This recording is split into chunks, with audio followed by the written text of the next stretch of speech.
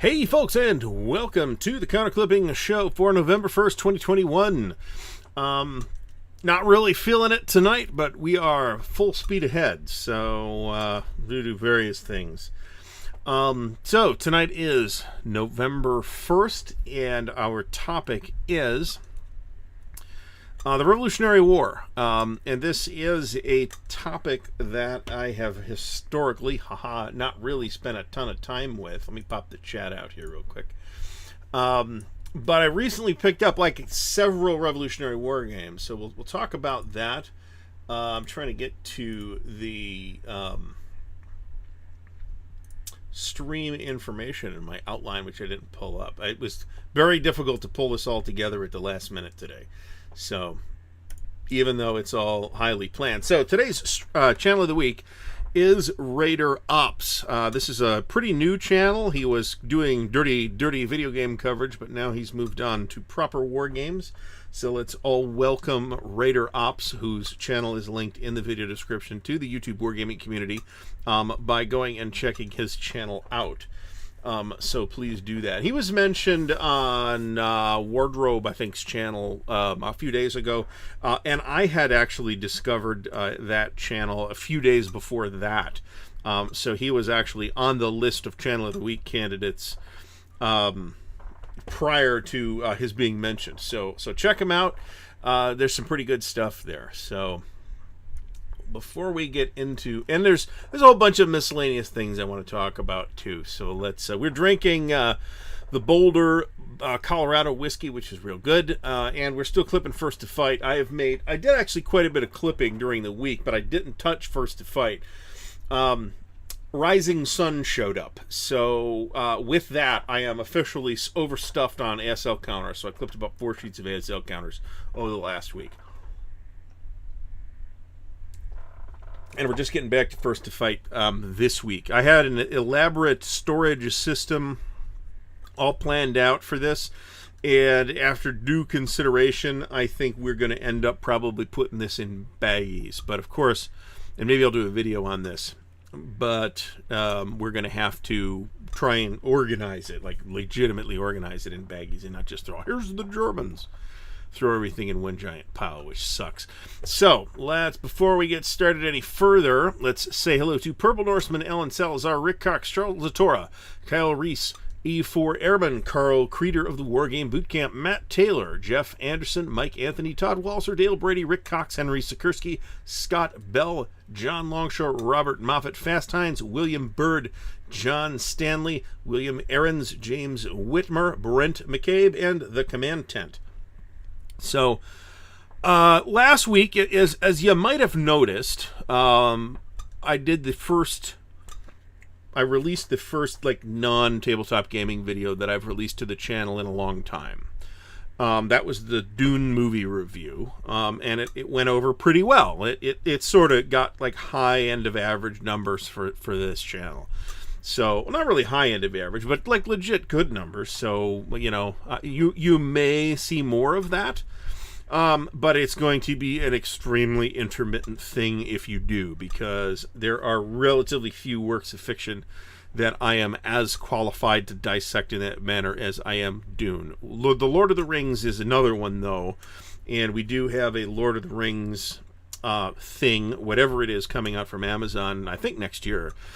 So there might be a video on that. We'll see. And I put it on this channel as opposed to any of the other two. I have 3 YouTube channels, right? One of which is the digital channel, which is linked in the video description. The other of which is a personal channel, which I don't really do videos on, but I use it to organize my like non-gaming content that I watch on YouTube. And you know, the decision to release it here was pretty much just because this is the channel where somebody would watch it, right? I'd have gotten half a dozen views on the other channel. So, the long of the review is 15. I don't even remember now. But it's you know, it's not super duper short. I did like the movie. I had reservations about it. There were things that I didn't like about it. I talk about all that in the video. I do recommend seeing it. I didn't say this in the video. I did watch it at home on HBO Max. rather than going to see it in the theater. And when I say watch it at home on HBO Max, I mean I sat in front of this computer with these pretty good headphones and watched it. So will you have a better experience if you go see it in a theater? Yes, but you might get COVID. So my mom's got COVID right now. That's fun because she's drinking all the crazy Kool-Aid right now about it. So even though she's really gonna be fine. John Stanley mentions could review HBO's The Pacific while clipping Rising Sun. That's actually interesting that you should mention that, because HBO's The Pacific is based on 3 memoirs written about different parts of the Pacific War. Well, really 2 memoirs and some additional history. And I have read those memoirs. Helmet for My Pillow is one of them. And I'm trying to remember what the other one was called. They're very good. I read them for a military history class that I took. Basically because I wanted to contextualize them in the context of HBO's The Pacific.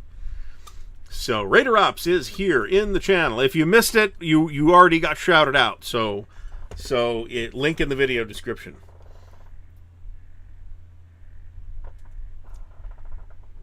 So, I mean, I could review Peter Jackson's Lord of the Rings, which, you know, I have tons and tons and tons of problems with because I'm a huge Tolkien nerd. But it's still a good job at the end of the day, right? With the Old Breed, as John Stanley mentioned, that is the other one that the Pacific was based on. So Hethwill is with us from sunny Portugal. I assume it's sunny there. It might not be. Yeah, I was real happy with it. I did write the hardest and most time-consuming part. I actually wrote the review in a day, and then I spent about 3 days putting the video together from clips and shit. We will talk about the Multi-Man Publishing. In fact, now's a great time. Jeff Beeler mentions the Multi-Man Publishing sale.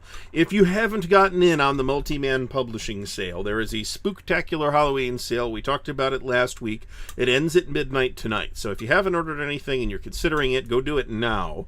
Highest recommendations for... Let's see if I can get the page to load. How about that before we started talking about what I would order?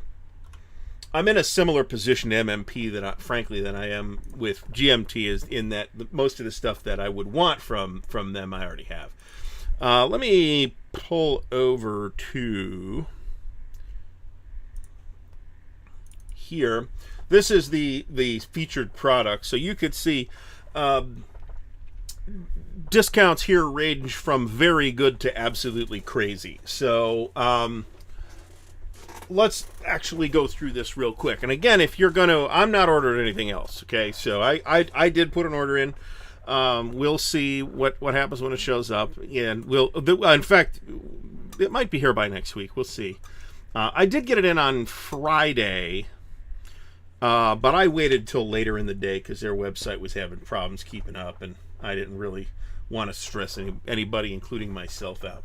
So, A Most Dangerous Time is Japan in Chaos, 1570 to 1584. This is a game I don't know a lot about, but it's on big discount. Angola is a multiplayer game, I think a 4-player multiplayer game that has a very strong reputation. I would probably like it a lot, but I have never played it, and I didn't want to buy it without having played it first. But we have local people who have it, so I'll get the chance to play it at some point. There's a whole bunch of ASL stuff here. It's all like scenario packs and that kind of stuff. Pretty sure I have it all. I could be wrong, but I have lost track of the individual ASL scenario packs that I have, so it's hard for me to say. Pretty sure I have ASL Journal number 12, however. All, except for the new item that just came out, Panzer's Last Stand, and the new item that's on pre-order now, Aracor, all of the BCS games are on sale. Big sale, like 50% plus off sale. These do get my recommendation. If anybody wants to see these played, go ahead and check out the playthrough videos of Brazen Chariots and I think Brazen Chariots that we did on the channel earlier. We did have some issues with it. Those specific things that we had issues with, at least a couple of them, are things that have been addressed in the latest version of the rules. That series, nevertheless, does get my recommendation. It's got a lot of really interesting and fascinating things going on. So, Baptism by Fire, more than 50% off. I'm not doing the math for you. Blood Reef Tarawa Gamer's Guide. This has been on sale forever because they can't get rid of it, because Blood Reef Tarawa is something that you can't get without paying several $100s for. So if you have Blood Reef Tarawa, you probably already have this if you want it. Brazen Chariots, again, if somebody specifically wants a BCS game that's in print right now, meaning not EraCore, which will be smaller, to start with, I recommend Brazen Chariots, because it introduces a feature to the counters, meaning formation colored stripes, that should have been in the game from day one, and weren't in the first two for reasons that are known only to Dean. But Brazen Chariots does include those, and they do make the game a lot easier to play. Day of Days is the one thing here that's like a legit X Encounter game that I am interested in the topic and keep backing off on, because I've played part of it and I didn't like it. So a lot of people do like Day of Days. I forget where I heard some people discussing how much they like it relatively recently. I bounced off of it pretty hard. I think the scale is and it's not just that it's big. I think the scale is a bad scale for SCS.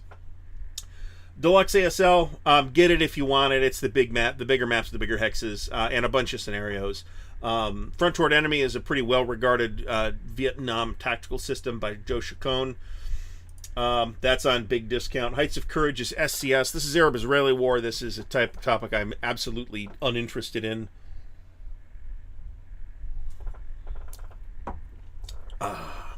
Kawaguchi's Gamble is a Area Impulse game on Guadalcanal. That actually looks interesting, but I'm not really... Area Impulse games are not really something I do, which should not be taken as a condemnation of Area Impulse games. But I would probably enjoy these kinds of games if I played them. I am not doing so because I've got enough to do. King Philip's War is about, oddly enough, King Philip's War. So, and that's got some fans too. It's a point-to-point game. The lone OCS game on the list is the 75% off Korea the Forgotten War. This also happens to be the best OCS game currently in print for newcomers. All the others are not suitable for newcomers for a variety of reasons, or less suitable at least. Smolensk is okay, but there are a lot of moving pieces in Smolensk, more so than in Korea, and the density is higher. Last Blitzkrieg is the big bulge game that kicked off the BCS series, and it actually does work quite well. Money's Gamble Mark Garden. This is another one that tempted me, even though I just said, I don't do Area Impulse games. Yeah, I almost ordered that. Especially, at a big discount. We're getting into GTS now. No Question of Surrender. This is the last of the GTS 1 version 1 rules? It might have been. It's a small game with Italians in North Africa. If you have a particular interest in that theater, you might want this as an introduction to the GTS series. It's not bad. There isn't backwards compatibility between GTS 2, which is the current rule set, and the GTS 1, which is the original rule set. There isn't backwards compatibility in the sense that you can't play the older games with the newer rules. But they're not so different that you can't learn the game from the older rules. That you could totally do. And this is pretty cheap. And this tempted me to... I actually don't have this. And there's a halfway decent chance that we're going to play this locally at some point as well. So we'll see if that happens. In the meantime, I have all the other GTS games, so I didn't feel particularly panicked about not having this one. Panzer Battles. This is a Dean Essig design. It's an SCS game. It's, I believe, a 2-mapper. It's a pretty big game. I played this too. Played a couple turns of it at Compass Expo a few years ago. I also didn't care for this. I felt like I was super deep into OCS at that point, and felt like, to me, at least at that particular moment, it would have been a more satisfying game had it been designed as an OCS game. Your mileage may vary on that. More ASL stuff. Rock of the Marne, which is Battle of the Marne, SCS. These World War I SCS games actually have a pretty good reputation. But they've also hung around in print for a long time, and I'm not sure why. The Salerno, the Variable Combat series. This is a series... This is another one of those derivatives of the classic SPI Victory in the West system. In this case, it's, Invasions of Italy. It's got, I think, a weird split map that I think turned some people off to it.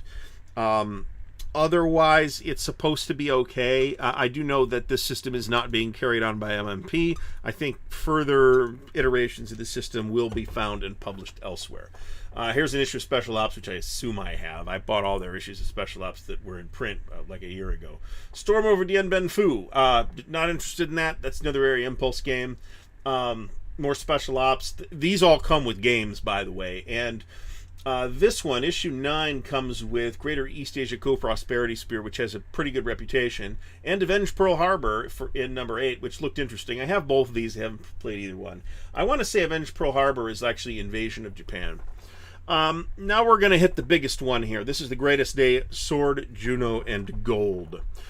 This is a huge GTS game. Normally retails for almost $300. And frankly, I believe that the reason why it is still available is because people look at it and say, oh, that looks awesome, I'm going to go buy that. And then they go look at the web page, and see that it's almost $300, and they say, oh, well, no, I can't do that. That's too expensive. So at $85, now's the time. I paid full price. Bear in mind, if you play this thing once, you're going to get your entertainment dollar out of it, right? There's a wealth of smaller playable scenarios. You do not have to play the whole thing. You can get a lot of mileage out of that box. I think it's absolutely worth it, even at $290, which is about what I paid for it. And at $85, it's completely a steal. And I'm aware that people who live in, other countries will pay a lot for shipping. But you're still saving tons and tons of money. It's like $80 to ship this to continental Europe, for example. But you're still saving like $110 or $120 off the retail price. It's totally worth it. To Take Washington is the current, most recent line of battle game. This is regimental level American Civil War. It's about the battles of Fort Stevens and Monocacy Junction. This is an interesting battle, actually, that has not seen a lot of traffic in war games. There is the classic SPI Drive on Washington from the early Great Battles of the American Civil War series, but other than that, there's only been a handful of games on Monocacy. And I'm not sure I know of any on Fort Stevens other than this one. I do have it. I haven't played it. I have played the system. I do like the system. Warriors of Japan, 1330-something. I don't really know much about this. It's an area movement map. I'm not really into that, so I will, let others speak to it. A bunch of Winter Offensive bonus packs and a 2018 Winter Offensive bonus pack. So, John Sy, you've got people, so you can just have that shipped to your U.S. agent and deal with it that way. So no excuse for you. So looks like Raider Ops is going to grab The Greatest Day. It's a huge game, right? But it also is pretty modular in the sense that there's a lot of smaller scenarios. You're not trapped into playing this giant campaign. At some point, and might as well be tonight, right? Thanks for stopping by, Brant. We're going to talk about selling war games and why you shouldn't do that unless you're sure. Because, I got rid of my 3 BCS games. I had all 3, and I decided I wanted to, save the space, and it turns out I just reordered them all, right? And I got them at a discount, and I sold them. I didn't give them away or anything like that. So I'm not really taking it in the pants in the money department here, but I'm saving. I did cost myself punching and clipping and organizing 2 games, so which is why my wife tells me not to sell games, actually, because she knows I might just buy them again. So anyway, American Revolution. One of the things that we talked about in the Revolution Games sale a couple of weeks ago. I guess let's talk about Revolution Games real quick, because this stuff all showed up. This is the entire Blind Swords series. At least all of it on the American Civil War from Revolution games. There's also the couple of Franco-Prussian War entries in the series, one of which is from GMT, and there's the Devils to Pay, which is the first day at Gettysburg. And then, of course, there's the upcoming thing from Flying Pig, a most fearful sacrifice. All Rick Barber maps. They're not all Herman Lettman designs, actually. It's Herman's system, but some other people are designing in that series as well now, which is actually really great. I'm really happy that that's the case. So anyway, Revolution Games comes along and has this Washington's Crossing. No, that's true. I didn't sell my CNC Napoleonics, but that's because David Thompson, thanks for stopping by. That's because I like Commands and Colors Napoleonics and didn't see any need to sell it. Do I have any water up here? Looks like no. So I got to clean this area up, man. It's getting gross. All right, so Raider Ops has been playing Monty's Gamble. I'd be very curious if you do video on that. Ariete was not on sale, actually, and Ariete is a nice entry-level TCS game. There is another TCS game in the pipeline, so bear that in mind. Please do let me remind folks that it would greatly please me if you would subscribe to the channel and thumbs up the video if you are watching. Just being here, you're supporting the channel. If you are commenting in the chat, you are doing more to support the channel, and if you are subscribed, you are doing even more. So thanks everyone for being here. We will eventually get to the American Revolution. Now, the American Revolution is not a topic I've historically spent a lot of time with, right? I mean, I had 1776 back in the day. And I'm trying to think what other American Revolution games I have owned and or played, but I reacquired 1776 relatively recently. It's a nice condition copy too. So it's punctured, but it's well taken care of. Washington's Crossing looks really neat. I have not played it yet. It looks really neat. It's operational American Revolution, and they talk in there about this is going to be a series, and we're going to do this and this and this. Winking Lizard is a bar here in Ohio. And my brother ran one for a while, so I have a lot of their t-shirts. So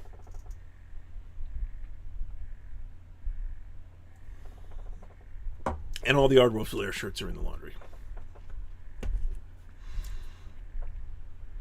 And I have to wear black shirts right now. So anyway, 1776 is quite a good game. It's a Mark McLaughlin design. It's based on the system in War and Peace, and it works. I mean, it's not, it's a pretty easy system to play, right? So it is. That's irritating. Pretty easy to play. And I think at least some people prefer the implementation in 1776 over the implementation in War and Peace, because the implementation in 1776 is simpler. And nevertheless, you also do have the battle cards, which I think were an option in War and Peace. I'm confused. 2 million engineers. There's also been an unboxing on the channel recently of the Venerable Washington's War from Mark Herman and GMT, and of course that is an evolution, which is a bit different from We the People that was released back in the day, which is like the original Mark Herman card-driven design. So super, it just happens to be the most recent version of a super influential game.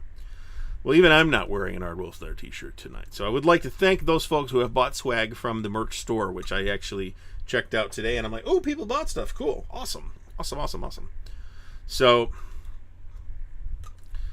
like I said, Korea is, John, you've got all the, GB2s. So most OCS games have small scenarios that you can learn on. Even the Third Winter, which has a lot of game-specific rules, and which in many other respects is not a great choice for a new OCS player, is even that has Scorpions in a Bottle, which is pretty much out of the box OCS, and which is limited in scope even if the density is relatively high. War and Peace did have the battle chits, but I could swear it was an optional rule in War and Peace, where it's built into 1776. I might be wrong about that. And of course, I'd be remiss in not mentioning the great, it's just called Battles of the American Revolution, the Mark Miklos series from GMT of tactical battles, which include Guilford and Brandywine and Saratoga and Pensacola, and Battle of Rhode Island is the most recent one. And that's a well-regarded series that gets a lot of play. James Davis, there is a link to the merch store in the video description. And I am very happy with the t-shirts. The coffee mugs have been less popular, but I really like mine, so, you know.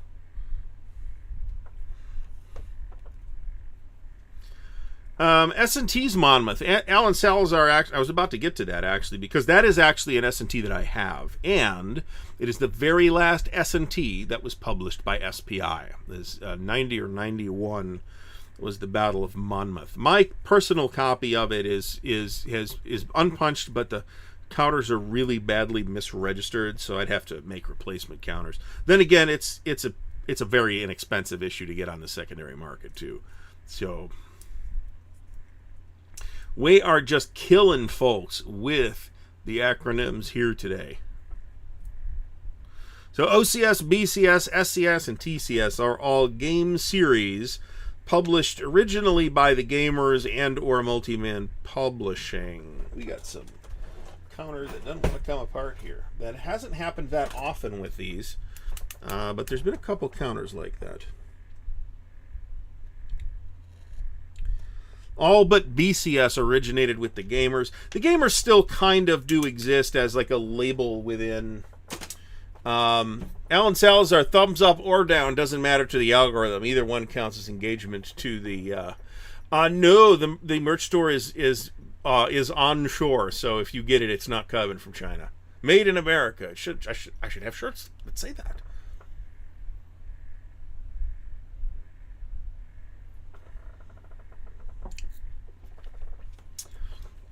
Scott Bell mentions Freeman's Farm from Worthington, which is pretty new. Last couple of years, I think. Oh, I encountered folks wearing Players Aid shirts at Origins, and don't think there wasn't some good-natured ribbing occurring. So, Stigler, we were talking last week about something that was relevant to you, and I didn't see in the chat. You were missed.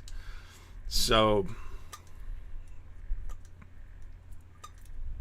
and it wasn't even Decision Games. So yeah, I mean, I do think that the Battles of the American Revolution is a good detail level for me on those battles. And I only have the tri-pack, which is Guilford, Saratoga, Brandywine, and Utah Springs on 2 double-sided mounted maps.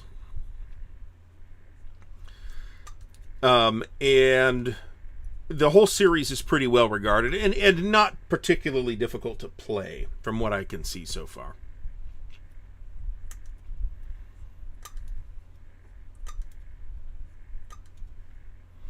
Stigler mentions that is an offshoot. I'm not even sure how offshooty it is of the Wellington's Victory system, which was also used in Knave versus Wellington, and which will also be used in the upcoming ILAW game from New England Simulations. So Washington's Crossing is operational American Revolution, which is a space that there's very little in. So I'm super interested in it. And I mean, I like operational stuff. Marco, I haven't played it because I just got it. Marco Arnaudo did a video, now Marco Omnigamer, did a video review of it. He seemed to think it was a little bit fussy, but he still liked it. A little bit fussy doesn't scare me off. So, I have very high hopes for it. Tarleton's Quarter. Somebody did a playthrough on Tarleton's Quarter not that long ago. And I'll also mention that Gilbert Collins has, of course, War for America coming out from Compass. I guess we're not seeing that this year at this point. But that is a game that I very much want to see. First of all, because it's from a Canadian designer. And I think it would be very interesting to see a non-American, British or Canadian perspective on that conflict. So, yeah, I think they were. I don't know what's going on with them, man, but they're probably suffering from some supply chain issues too.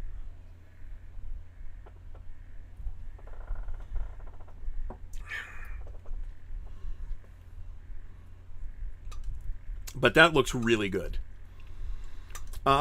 There's also, I will mention, the Battles of the Age of Reason series, which has at least a couple of games, or at least one game, on American Revolutionary battles. If you are in the frame of mind where you want a very detailed system, that's pretty well regarded. And that is kind of an offshoot of originally anyway, an offshoot of La Bataille.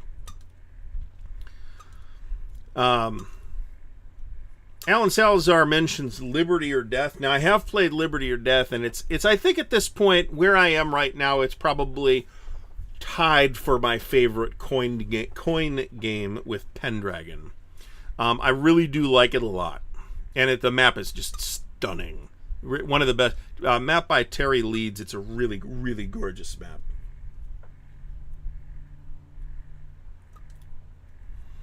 Now, you do have to buy into, all the coin dealios. Now, I have Don't Tread on Me as well by Ben Madison, but I haven't had a chance to play it yet. Is that by Ben Madison? I think it is, but it is by White Dog Games. End of Empire, John Sy mentions End of Empire from Compass. I think that's a revision of an older game. And it's interesting because it's got like French and Indian War and Revolutionary War and like some other war that happened in the North America in that time. Lynn Pratt mentions that these guys have played Monmouth, which is the BAR game that I've seen, and they did like it. That is specifically the American Revolution game that I was thinking of. So actually, a couple of those coin games, you kind of want to stay away from the full campaign, and you want to run the shorter scenarios. Sometimes not much shorter. The other one that's like that is Gandhi. That opening phase of the game is not very interesting. E4 Airman mentions Academy Games. He says 1776, but the game he means is 1775 Rebellion. I've played that too, and that's pretty good. It's kind of a Wario type of thing where it's got kind of Euro mechanics to do a war game, but it actually works pretty well. And there's a number of like related games in the series, some of which are a bit different, like the 1812. There's a War of 1812 one, and there's like a Viking invasion one, which I think the Viking one is notably different. That's a pretty good game, and there's a digital version of that on. I mean 1775 Rebellion now.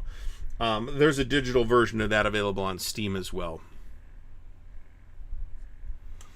Brent, are you saying that you're doing a unboxing plus a full playthrough of Don't Tread on Me? Because I would check that out.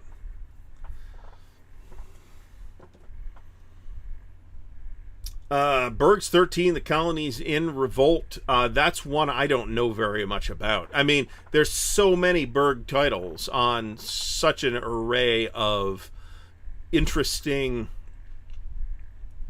topics that a lot of other designers didn't cover.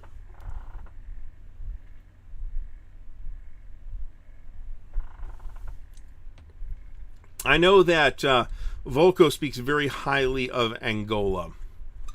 I don't know that it's necessarily as similar to coin as that statement would suggest, but I do think that people who like coin are likely to see that their tastes overlap with Angola as well.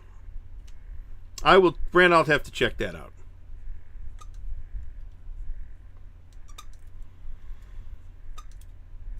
End of Empire looks intriguing, I have to say.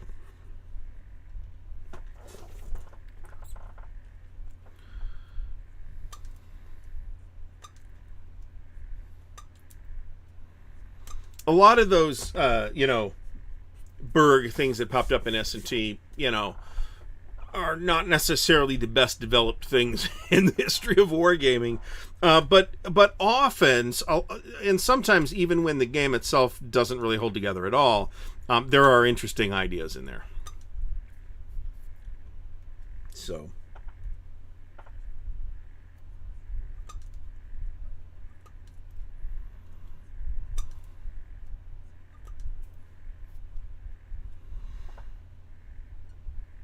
Hethwill's talking about supply lines of the American Revolution. I've actually played that, and it is what it says on the box. It is about supply lines of the American Revolution, and it is a more interesting game than that would necessarily suggest. But if you expect like a heavily fighty game, then maybe you want to have a second look at it. But it is and there's a Battles of the Supply Lines of the American Revolution, the Southern Strategy, or whatever it's called. There's a Southern volume and a Northern volume. They're worth playing. And almost there's a lot of Hollenspiel games that have some really interesting things to say, and I think it in many ways interesting things to say to conventional wargame designers about things like supply lines and stuff like that. And that specifically is one of them. I had another one in my head that I wanted to mention right now, and I can't think of it.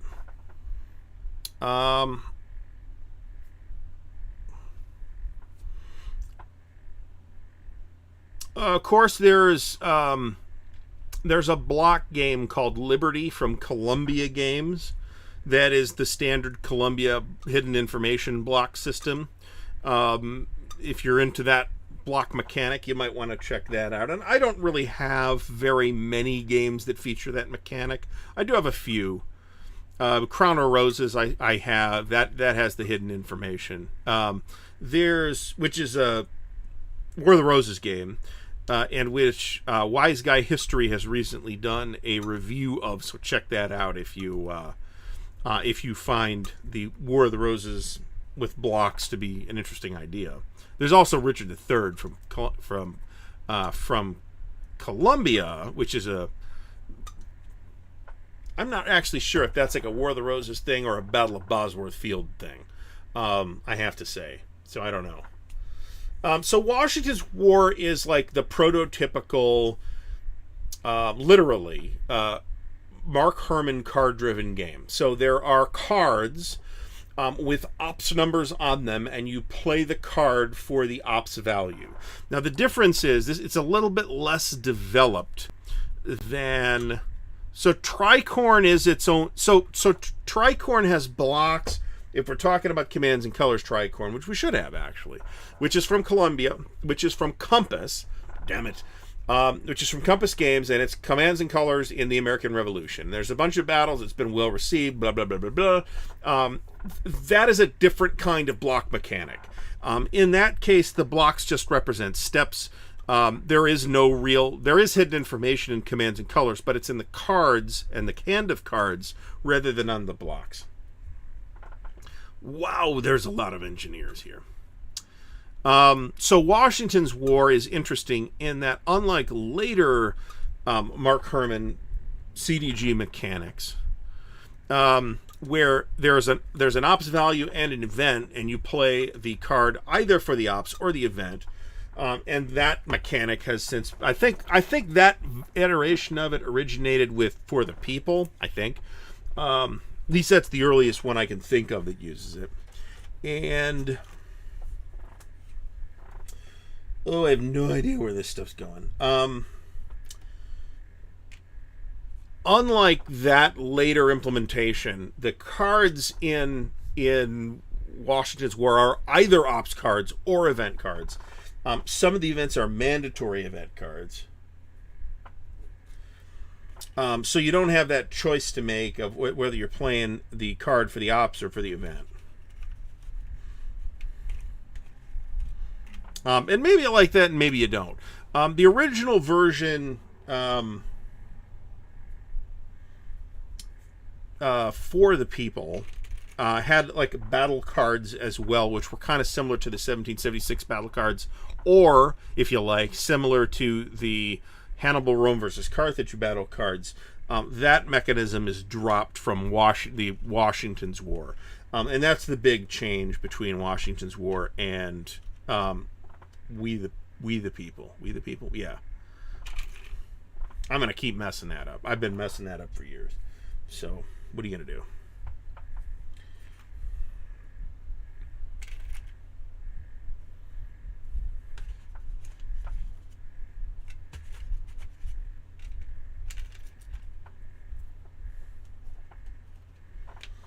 We're making pretty good progress on this, but it's not as fast as I would like.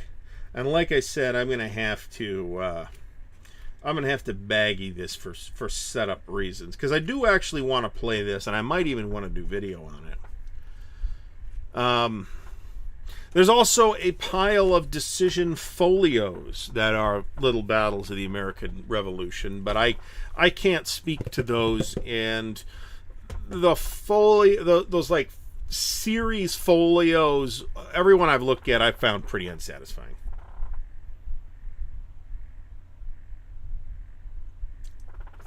Jason LaRiviere says that some would argue that for a game to be a true CDG, the cards have to present the ops event choice. So I kind of think I feel like that should be true, right? But on the other hand, if Mark Herman says, hey, here's a different option, and furthermore, it's the original option in which the CDG mechanic appeared in the first place, then I think we have to count that too. So for historical reasons, I think we cannot disqualify Washington's War from the category.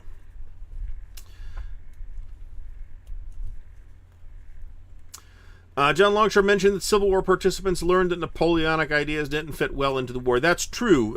So one person who recognized that very early was James Longstreet, actually. And otherwise, you have Robert E. Lee trying to be Napoleon a good chunk of the war, and it never worked. And one might draw the conclusion, I think reasonably, that Lee trying to win a Napoleonic victory where he annihilates the enemy army, which even Napoleon only did like twice, right? Led him into his biggest strategic or operational blunders.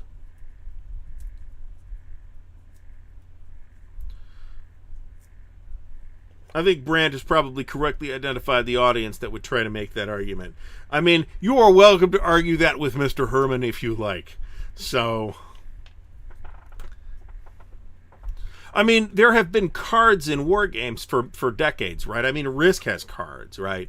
When we say CDG, at least in this context, at least this is how I'm using it today, we mean something resembling the Mark Herman model where there are ops points attached to the cards. And maybe there are events as well, and how those two things link together is kind of beside the point, I think, in terms of fitting it into one category or another.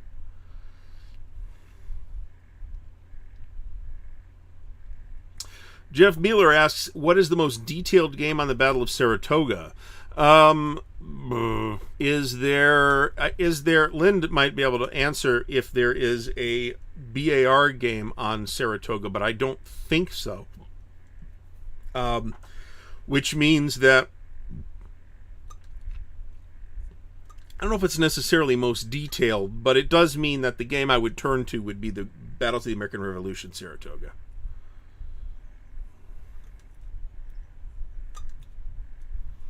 Nathan Landrum mentions that he'd like to see a Versailles 1919 game, but with the Constitutional Convention. There's a game called Founding Fathers that you might be interested in. There's two games called Founding Fathers. One a professionally produced game from Jolly Roger, I think. Or as John Sy mentions, maybe it's Z-Man, or maybe both. I don't know. that's probably the game you're looking for.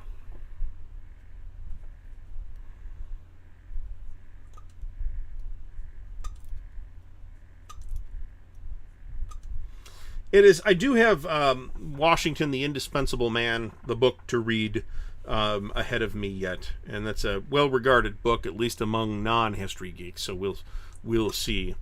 I did find myself rereading Dune. Of course, as soon as I posted the video, and then I went and watched it, backstage, and realized, oh, I should have said this, and I should have said this, and I should have said that. So, well, the invention of the machine gun and the effective use of the machine gun in that way do not happen in the same decade. So there's that. It took some time to recognize the efficiency with which machine guns could kill people. Richard Champion, first of all, welcome to the stream, mentions that 3W did a detailed Saratoga game.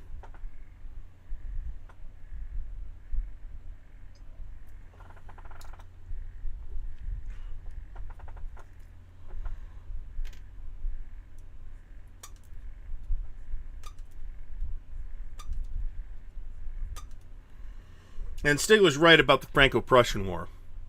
The lessons hadn't yet been fully driven home when World War I started either. So, Flintlock. I don't know anything about that, other than that I can picture the relatively memorable cover in my head. Well, McClellan was done no fingers by the notoriously clownish incompetence of the Pinkertons either. So Little Mac few favors were done to Little Mac, let me put it that way. And yet he had the cojones to run for president against Lincoln, no less.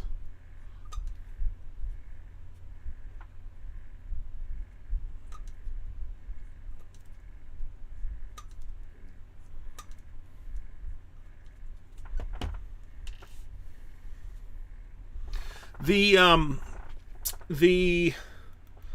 Battles of the American Revolution Saratoga is the first one of those games that I saw being played, and I remember it because at the time, at least, I thought, ooh, that map is very cluttered. I remember seeing it on a table at Origins years and years ago. And it's a one map game, but it's a full map game. And what makes it such a cluttered map is that the map is largely wooded. So, Iggy Critical asks, who is going to the Compass Games Expo? So, I should be there unless something stupid happens, which you never know. That starts on November 11th. I will be there on the 12th. I still have no idea what I'm doing. So, my full day there is going to be the Saturday. And boy, there's a lot of these border units. Well, it's expected because there's tons of German... The whole German 1939 order of battles in there. Any good games on Yorktown? I'm not sure that's an interesting battle, actually. It was decisive, but I'm not sure that it's necessarily the most gameable battle.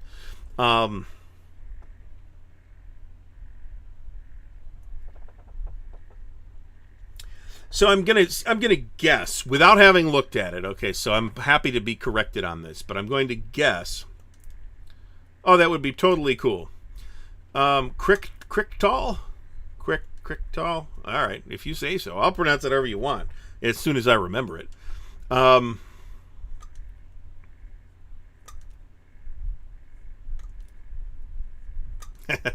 Stigler mentions, of course, Flat Top, which is the best game on the Yorktown, actually. By the late, great S. Craig Taylor. So, I am flying in. I hope to not have to worry about flight problems.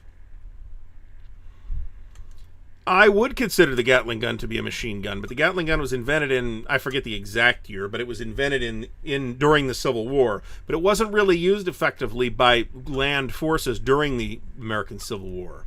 So yes, I would totally. I mean, the true modern definition of a machine gun is a gun in which either the gas energy or the mechanical energy of the firing powers the reloading and firing of the next round. Okay, I'm probably misstating that somehow, but that's the gist of it. Where the Gatling gun was actually hand cranked. So there is a modern sense in which the Gatling gun is not a machine gun. I would still call it a machine gun, and I would definitely call the Maxim gun a machine gun as well. I'll tell you what, if you can if you can swing it, absolutely take Amtrak up there. Amtrak is a comfy ride.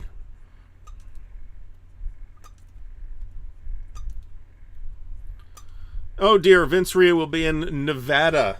Well, hopefully you'll get some quality gambling in with the Kids College Fund.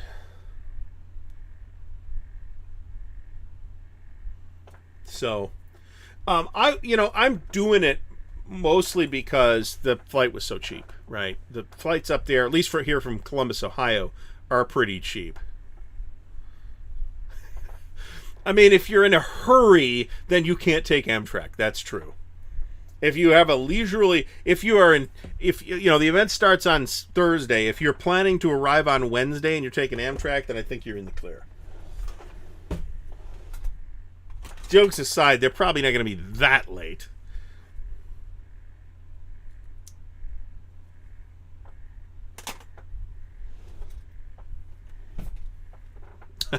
I think Iggy Krichtal, whose name I'm going to pronounce just like that from now on, Iggy Krichtal, says that the people who were killed by it would argue that it's a machine gun. And, is there a greater authority? Not sure there is.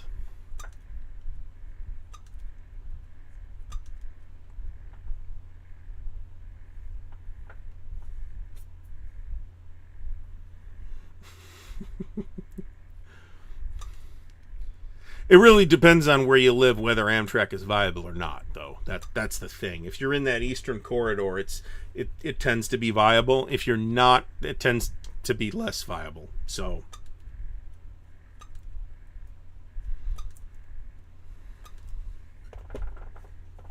oops.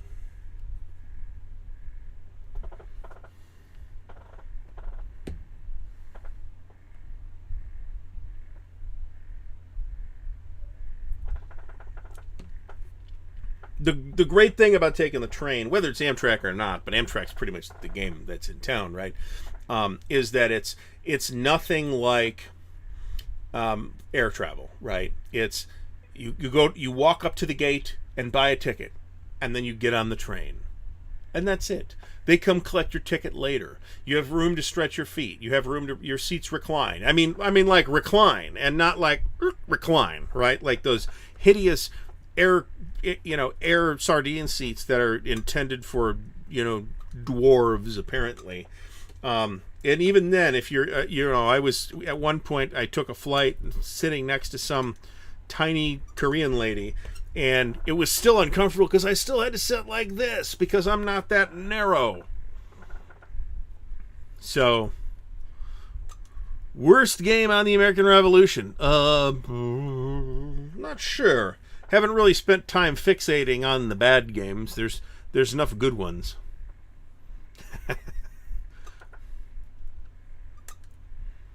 I'll be honest. I haven't really been to New England either. I mean, my one New England experience was Connecticut for Compass Expo, and I'm not sure that they even consider that New England. I mean, they do, but they don't, right? You know what I'm saying? They're not real New Englanders. So. It is the cost for rail travel is last I priced it out was comparable to air travel. It was, and now it probably is more expensive. It's way more comfortable though. But again, you gotta have time, right? You gotta say it is perfectly okay if it takes me 4 days to get to San Francisco. And that's if it's not late, right? The train breaks down, then maybe you got bigger problems, right?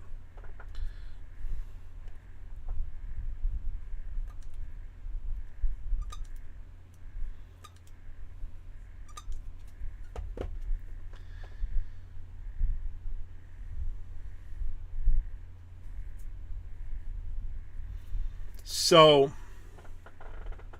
I'm trying to think what arrived in the last week other than a big stack of Revolution games.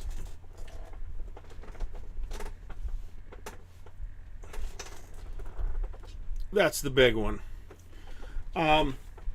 Looks pretty interesting. I have a couple of observations on it offhand. So this was got it off the BGG marketplace for a reasonable price. Wasn't incredibly cheap, but it certainly wasn't nut bar eBay priced either.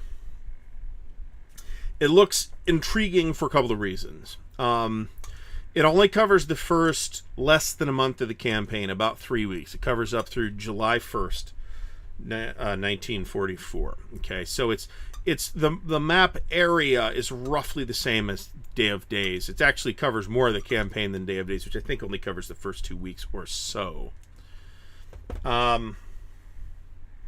Oh, that's a game that I meant to mention. Campaigns of 1777 by Harold Buchanan, appeared in Strategy and Tactics magazine.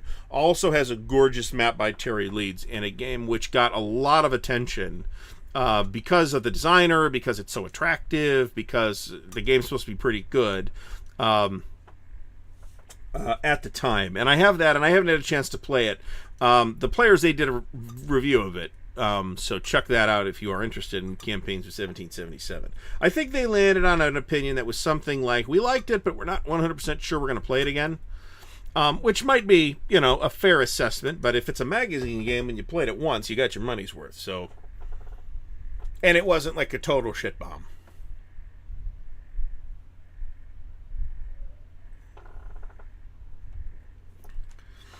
Atlantic Wall is an interesting piece. It's a 1978 game designed by Joe Balkowski, who is the official historian of the 29th Infantry Division. Possibly one of our greatest living experts on D-Day, especially certainly from the perspective of the 29th Infantry Division.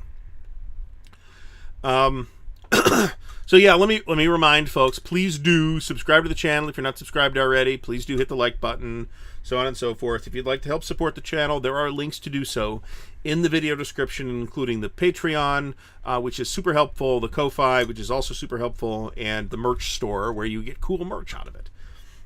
Coffee mugs. I may have a second look at that, or fifth look at it, I suppose, to see if there are additional things I can add to the merch store. But right now, I'm very happy with the Ardwulf, the standard Ardwulf Lair t-shirts too. So the ones that are in the wash.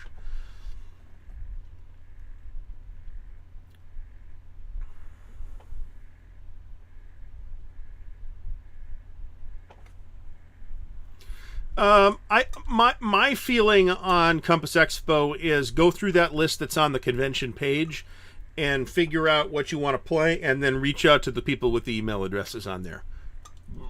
That's how I would recommend approaching it. Which means I got to get to that. So I've got a friend who speaks very highly of BAR. It does kind of avoid the confusion around something like, say, La Bataille, in that there's only one version of the rules, right? It's Battles of the American Revolution, and that's that, and not 17 million different versions of the rules by different people. So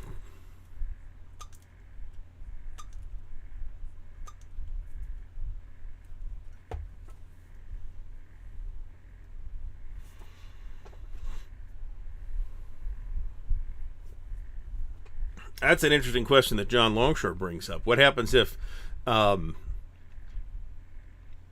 Wellington ends up in North America in 1812? That's a very interesting question. Now, on the other hand, I'm not convinced of the genius of Wellington, to be honest. Certainly a good commander. But, he also caught some lucky breaks, too. And was lucky enough to catch Napoleon at the right moment, right? When Napoleon's problems as a commander were pretty well understood by that point. The multiple rules for the same thing it really is there's a number of things I don't like about Labatt. One is just a preference thing, right? It's just like, I'm not into that scale for Napoleonics. That's just me, though, right? Different people will tell you different stuff. But the whole multiple scale, the whole multiple rule sets thing creates enormous confusion.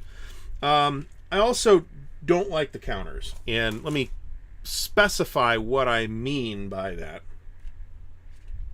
When I say I don't like the counters, what I mean is that there is important information on the front and different important information on the back. And that's awkward. In addition to that, the counters are very, very... It depends which Labatt game we're talking about, right? But in at least some cases, the counters are super duper attractive. But they're also like historically accurate to the point where you can have counters that look very similar on different sides. And that creates a problem because the counters are actually drawn. The art on the counters reflects the uniforms of the units, which is cool. But on the other hand, you might have, dark blue tunic and white pants for this French unit, dark blue unit tunic and white pants for this Austrian unit, and you can create confusion for yourself in that situation. So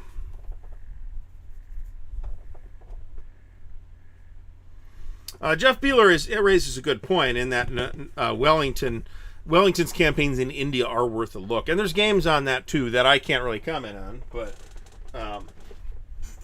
but there are games on that topic.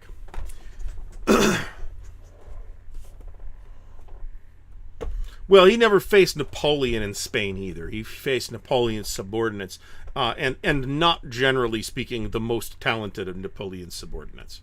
So there's that, and but he also faced tremendous challenges working with the Spanish, and specifically the Spanish, right, who were in disarray the entire time. So I don't want to undervalue Wellington, but I'm not convinced that he would have changed the outcome of the War of 1812 either, which, after all, was not 100% a land war either.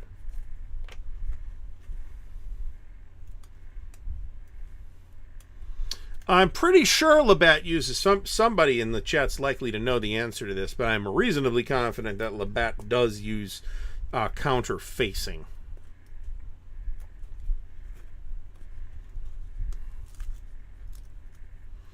We are into the last set of counters, which is the Luftwaffe. For first to fight. And I think at this point they're all going in a Luftwaffe baggie because it's all going to have to be picked through anyway. Stigler is right here. He says that the Labatt counters have elements of the best and elements of the worst counter design. That's absolutely true. They are definitely attractive counters. Also, the game... hopefully somebody in the chat knows what I'm talking about. There was an in-development Napoleonics game at, I think, the regimental level, called On Battles, which has now been renamed, and I think it's going to come out from somebody, Lock and Load Publishing, I think, and they're going to have Labatt-style counters that look really, really good. But it's going to be, I suspect, a much easier system to swallow than Labatt. The Fresno Gaming Association. The legendary Fresno Gaming Association. Not legendary in a good way either. The Blind Swords Regimental does not use facing. So, I agree. I think it feels funny if it doesn't have facing, but Blind Swords doesn't use facing. Regimental level Civil War. So then again, it's it's designed to, in large measure for ease of play. So Fresno Ace.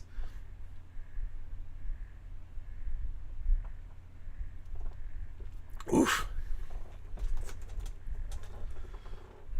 Montgomery took a lot of abuse from the British too. Actually, in fairness, Doug Sunseth manages to compare fans of McClellan to the Flat Earthers, which is fantastic, by the way. Fantastic.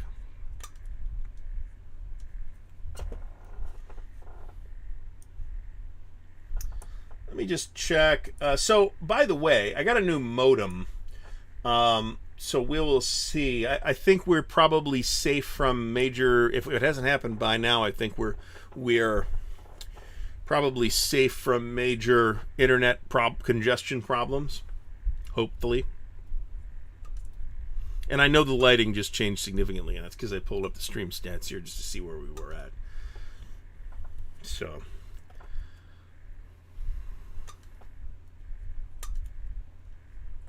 Well, that's why it's called Blind Swords. I mean, duh.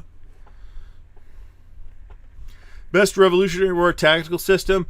I mean, my inexperienced eye is gonna go now. There are miniature systems, okay, and I'm not talking about those because I don't know anything about those. So if we're talking, and John Longshore immediately jumps in, and there's probably some very satisfying piece of miniatures rules for that. But I can't comment on that, right? So I'm for board wargaming. I'm going to lean on the Battles of the American Revolution series. Now, there's some people have expressed issues with those. I think I am not convinced by that expression. Let me put it that way. Stigler says BAR, and I'm not going to say Stigler's wrong. Let me check something here. Because I want to see what games are available in Battles of the Age of Reason. There's a bunch of 7 Years' War stuff.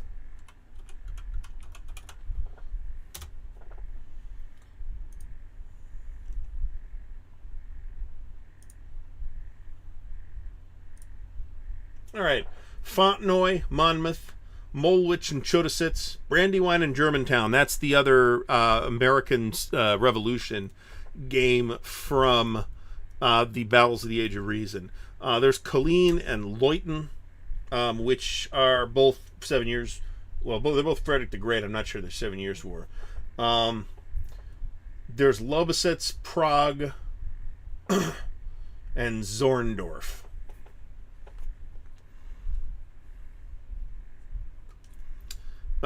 So it looks like you've got 3 battles. If you're into American Civil War and you're interested in any of those 3 battles specifically, Brandywine, Germantown, and Monmouth, then you might find that your needs are met by the Battles of the Age of Reason. And it's a detailed system, so if you want a real detailed treatment of those battles, then that is where I would look. You have a better battle selection, however, in Battles of the American Revolution. Now, there has been talk of adapting the great campaigns of the American Civil War system to the American Revolution, but I am unaware of actual progress having been made on that. Clash of Arms has a shocking amount of ancient-ass stuff still available.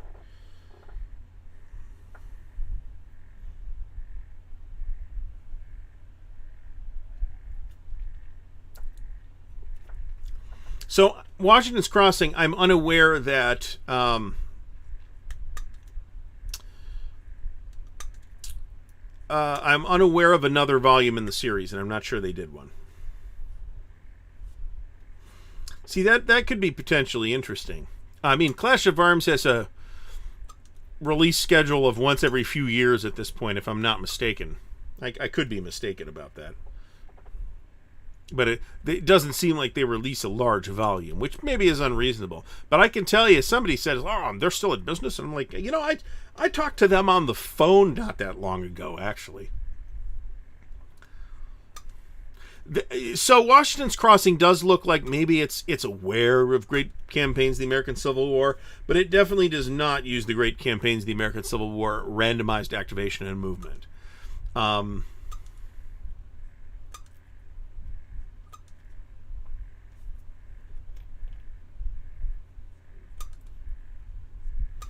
I'll be honest, I'm not particularly familiar with any of these battles in BAR,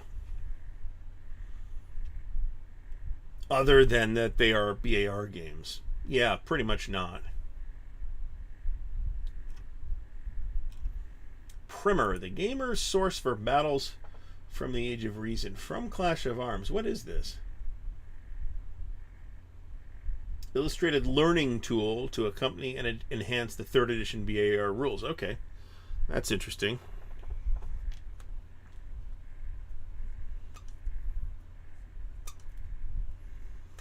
I think Washington's Crossing was one of their very early efforts, and and it's very plausible. It's just the designer didn't submit a second game in the series, so. But it definitely looks interesting.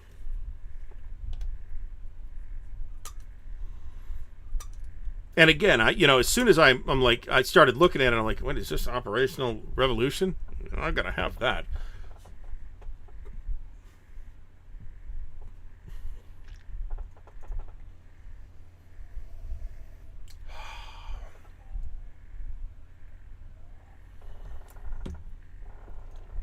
So, unboxing this week of not Pacific War. That'd be awesome.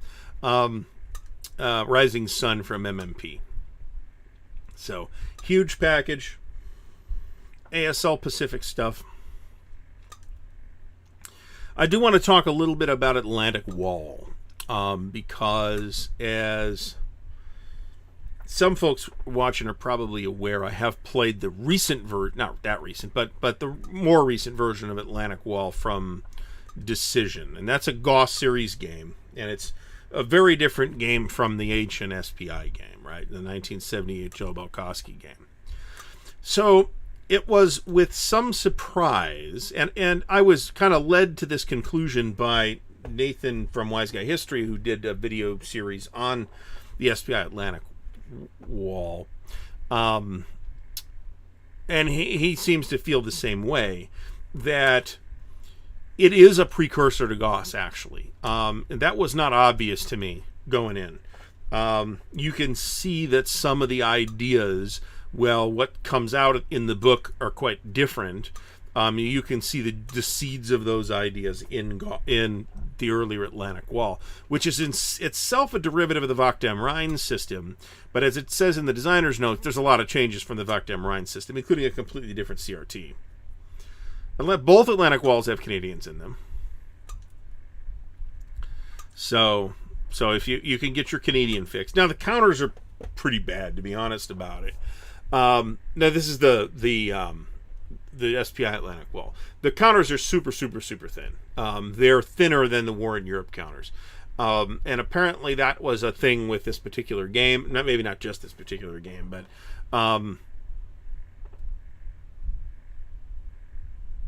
it just occurred to me, it is possible that this Atlantic Wall is the earliest SPI game I have ever owned. That is possible. And if that's the case, then that might be why.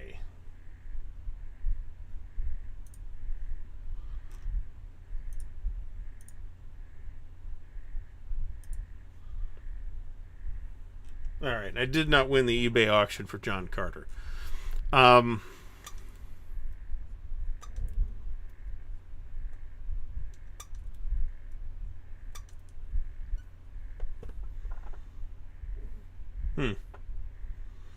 Mike Anthony mentions that Roger Miller's duties as a publisher may have gotten in the way of the next game in the series.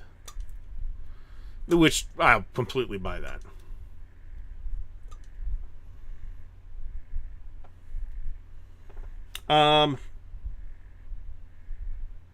No. The Canadians are red in...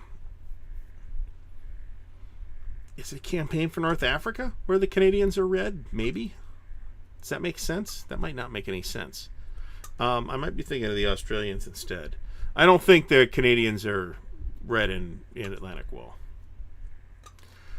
There is an unboxing of Desert Fox Deluxe coming, so I've done that, but I haven't got any farther with it. Well, other than clipping it. I can tell you offhand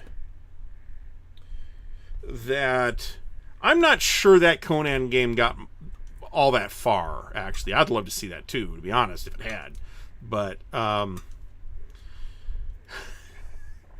he does have trigger points, doesn't he?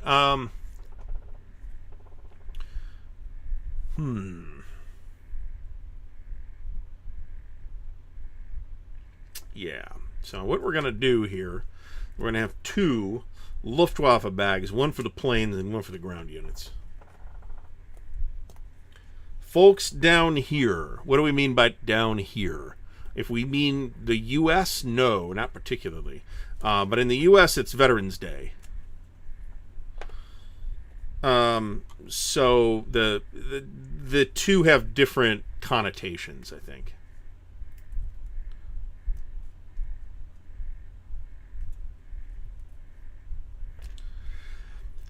I have a couple of the minis from Decision that do look okay, and I have a couple of the folios that I don't like the look of, I have to say.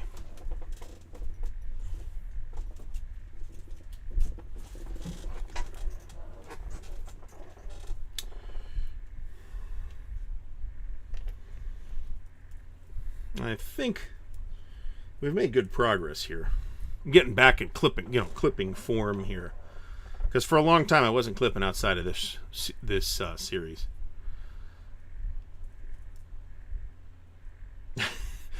So the Greatest Day counter colors are not by country, they're by formation. So yes, the Canadians are pink, but that's the Canadian division rather than the Canadians being pink.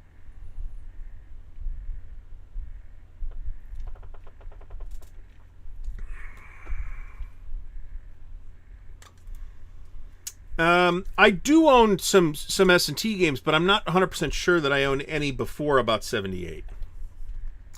And then again, I must, because I've got a couple of super old ones that I haven't looked closely at, like South Africa, for example, and October War.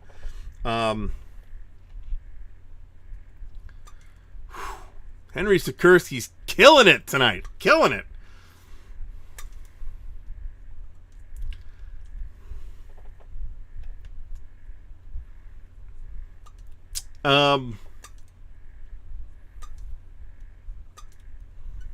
And I think I have a copy of Plot to Assassinate Hitler as well. I actually found all the other S&T old S&T games that were not boxed. So what I do with these things is I organize them in sets of 3 or 4 and make a box label. These are those document mailers. You can get them on Amazon. And I've talked about these before, and then these can kind of go on the shelf, and they present a reasonable facade of being organized. These 2 boxes are for the Blind Swords games. I just haven't had the chance to put that together yet. South Africa is pretty old, but I have it, I haven't looked at it at all, so the counters might be super thin. I have already, the copy's punched. It looks well taken care of. The box is in pretty good shape. The rules have clearly been gone through. I strongly suspect it's been played because some handmade errata counters have been made in there. I'm not 100% sure it's complete, but I have clipped and pulled out all the counters that I need for the Bloody Omaha scenario.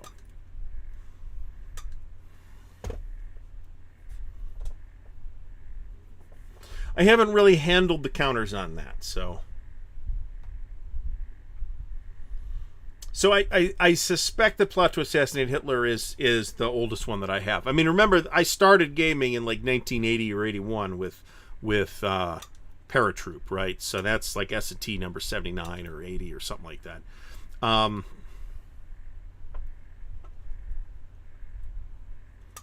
Vince Ree, thank you very much. I appreciate it. I'm really happy with my Ardwulf Lair t-shirts, by the way. So,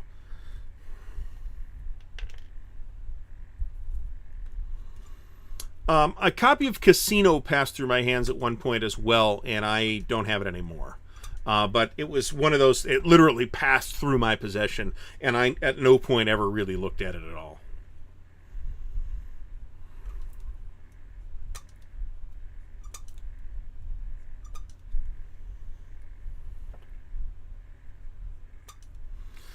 Missing Seattle has been doing an sort of reported playthrough of Empire of the Sun that he's been posting on Twitter, and it's been fascinating to see the progress of that game.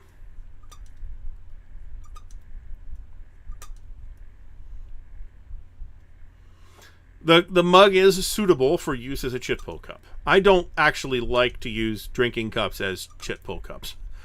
Because I've seen people pour liquid into them. And I personally have spit tobacco juice in one before. And then nobody wanted to touch those chits anymore. So, aren't we all glad we're not doing that habit anymore?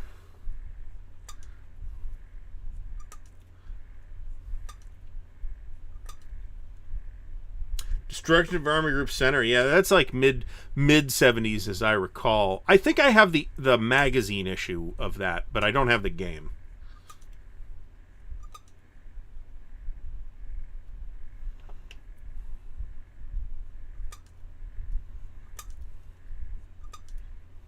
Plot to Assassinate Hitler was not republished, but if you are interested in that for topical reasons, and who doesn't think killing Hitler is a great idea, then you can check out the more recent game called Black Orchestra, which is pretty well regarded even by it's one of those not a war game games, but it's pretty well regarded by the non-wargaming crowd.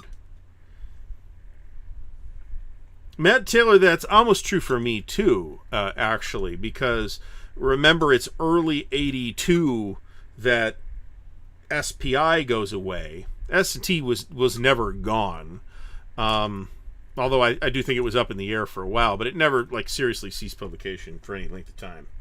All right. Well, I'm going to do that. I'm going to be doing it for the actual day and not several weeks in advance. I make my own dice towers. You can go to like a craft store and just buy the really, really thick cardboard, and they end up and just glue it together, and they end up really very sturdy, actually. My latest one used hobby plywood. And I'm pretty happy with those results. At some point, I'll do a video on that. Ironclads. Yaquinta was never a big deal, to be honest. But, I mean, I certainly remember Ironclads and a number of their other games and their novel album publishing format, which wasn't all their stuff. Scott Bell, thanks for stopping by.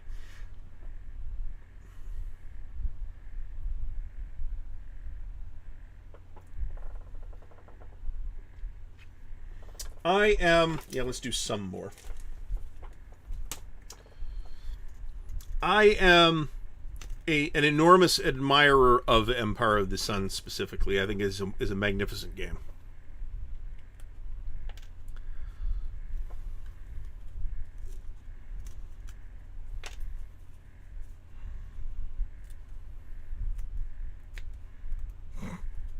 That's amusing. I'd like to get back to doing a playthrough thing. I don't know what form that's going to take at this point. Or what the game's going to be. I kind of have to get this room straightened up so I can set up an actual table to do it on. That's kind of the thing in the way at the moment. Coincident with that goal will be putting up 3 additional Kallax bookcases to put wargames on. So... Beast Lord. I remember that thing.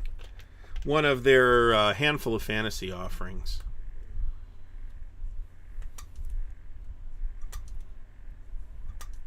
Oh, that counter tray was trash.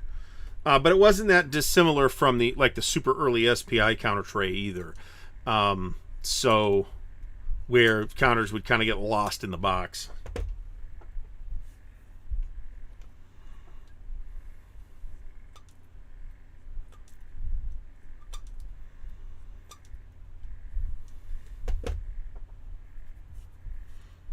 I want to talk to Ernie about the War of the Pacific.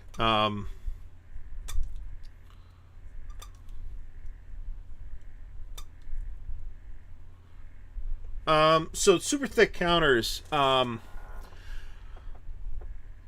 line is kind of the marquee for super thick counters, but your Quinto had really thick counters as well. And well, yes, but we're not talking about RPGs now. We're talking about. I mean, I'll be happy to talk about Traveler. Don't get me wrong. And at some point, we'll probably. John Stanley, thanks for stopping by. At some point, we'll probably do a show on Traveler, actually. But I wasn't thinking of RPGs in the context of anything we've been talking about tonight. Battle Line had super thick counters. Quinto had super thick counters. DVG has quite thick counters, maybe not quite as thick as Battle Lines. And all the Blue Panther printed games, so Hollandspiel, White Dog, there's at least one or two other ones. Those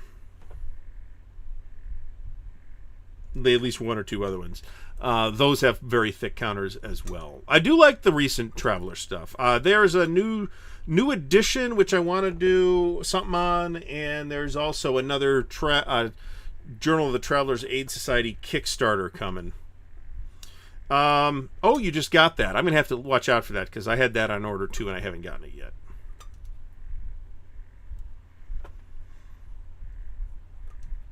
Best American Revolutionary War RPG. GURPS.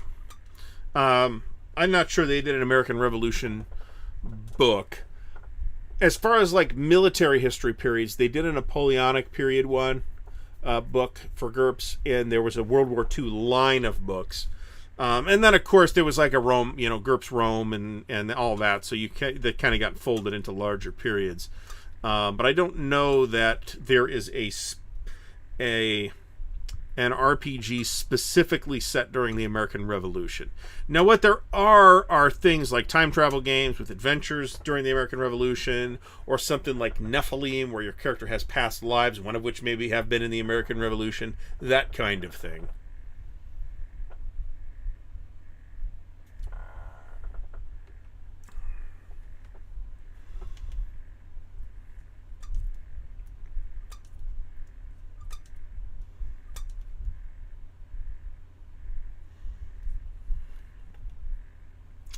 I know that Twilight, the new edition of Twilight 2000 has finally started shipping, and some folks have it in hand. It looks gorgeous. I did not order it. I had the old edition, one of the old editions from GDW, and I am not sure that the new edition will have the same appeal. But on the other hand, it looks, mechanically it should be pretty simple, much simpler than the old system. And it's set up explicitly as a hex crawl game, and that is a campaign style that I do like. So I find that pretty attractive. So I'm curious to see the materials, but I have not ordered it. Now, you could use Traveler to do a whole lot of things, including fantasy, which people have actually done.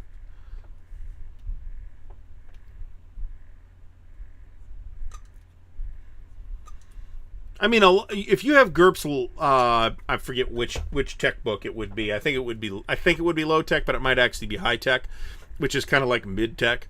Then you would have all the rules that you need for the period firearms and cannons and stuff like that. So as far as there being enough like rules and weapons and things like that to do American Revolution, GURPS totally has that.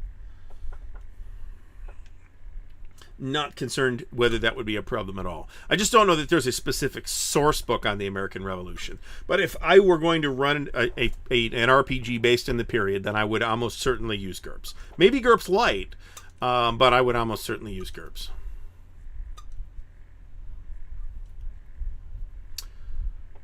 The new Twilight 2000 changes the setting significantly. It's still a post-apocalyptic thing, and I'm not 100% sure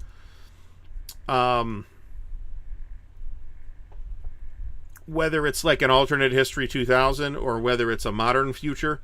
But I can tell you it changes the history significantly. And I have never ordered anything from Fuka Simulations. Flames of Freedom. Okay. Now there is The Price of Freedom, which was from... I forget who published that, but that was more like Red Dawn, the RPG. Not like Hamilton, the RPG. One Ring Second Edition. I did order that. That looks gorgeous. I'm very, very interested in seeing that. And I'm not buying a lot of RPG stuff these days. I'm buying Traveler stuff and RuneQuest stuff and maybe certain things for Call of Cthulhu. But I kind of have everything I need for Call of Cthulhu, or imagine myself needing. So kind of right now it's RuneQuest and Traveler. But I did get on the One Ring Kickstarter because it was just so damn pretty. And that is a good game.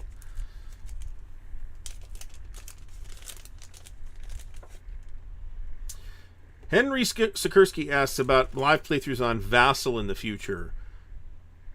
Okay, very good. Yeah, so there are old Vassal playthroughs of Brazen Chariots and Thunder in the Ozarks. So if you want to see those systems, go ahead and check those videos out. I don't have anything scheduled at this exact moment, but I would like to. Again, the problem is really going to be just fitting it into the schedule, right? Things were so easy when I didn't have a job. November 11th, the RuneQuest starter set goes live. Oh, holy cow. November 11th, the RuneQuest starter set goes live. Wait a minute. When is that? Isn't that the day of the Charles S. Roberts Awards? Oh, we're going to have some problems. We're going to have some problems. Those are going to be some busy days. Okay, we're going to have to work some scheduling magic. Because if I got anything to say about it, I'm going to be on an airplane at those times. I do get the Harn stuff too, actually, but that's just setting materials, so I don't really care too much about the Harn Master system. In that, I already have the whole system, right, and there's really no new system material coming out for Harn Master. And Compass Expo is the same date. Also, I think Historicon is that date. The San Diego Historical Games online event is that same weekend, so it's going to be a very, very, very busy wargaming weekend nationwide, really.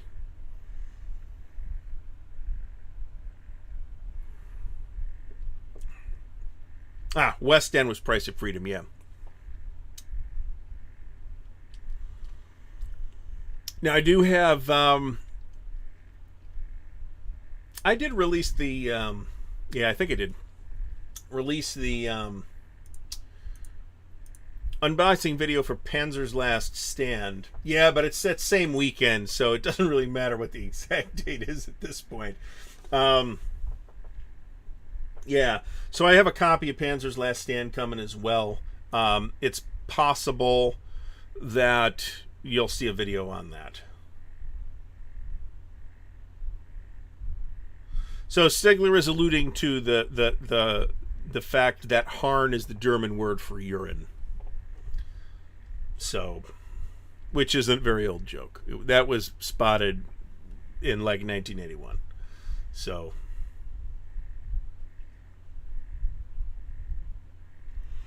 I did get on the Chaosium Kickstarter for the Classic Call of Cthulhu reprints too, so that'll be coming at some point. Who knows when, but it'll be coming.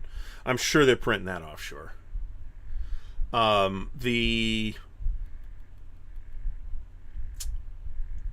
Also November 11th, has been mentioned, is the RuneQuest starter set, the new RuneQuest starter set.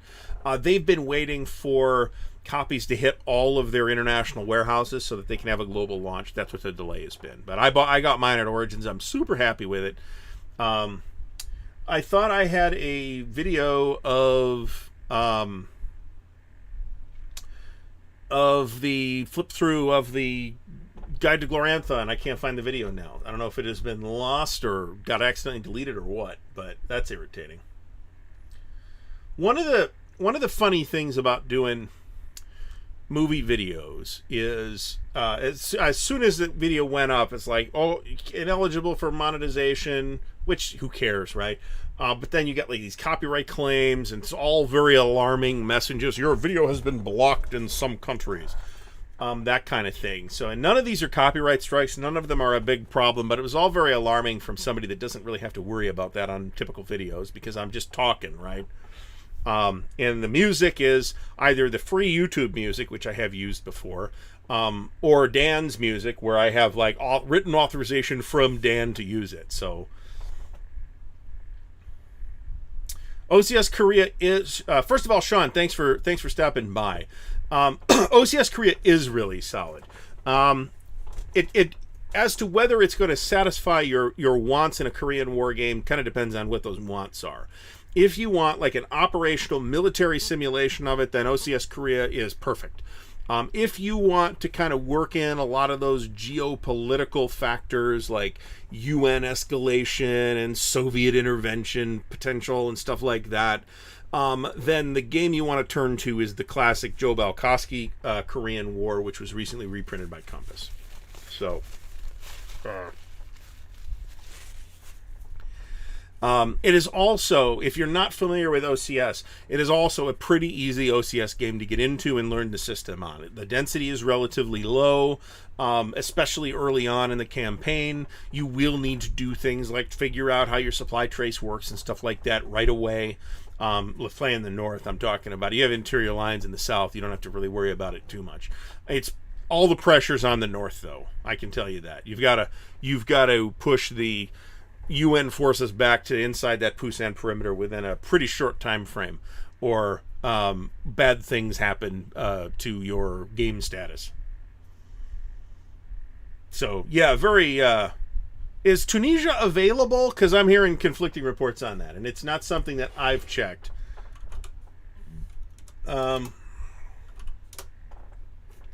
Tunisia has historically been considered a good entry-level OCS game, but honestly, I think Korea is just as good.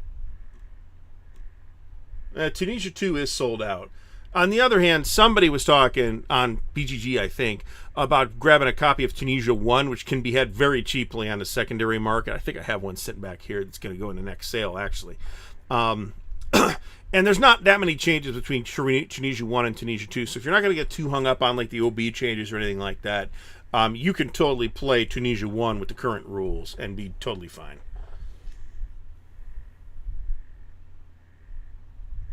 I looked at the MMP sales stuff again tonight just to see is there really anything that I want, and I decided I was good.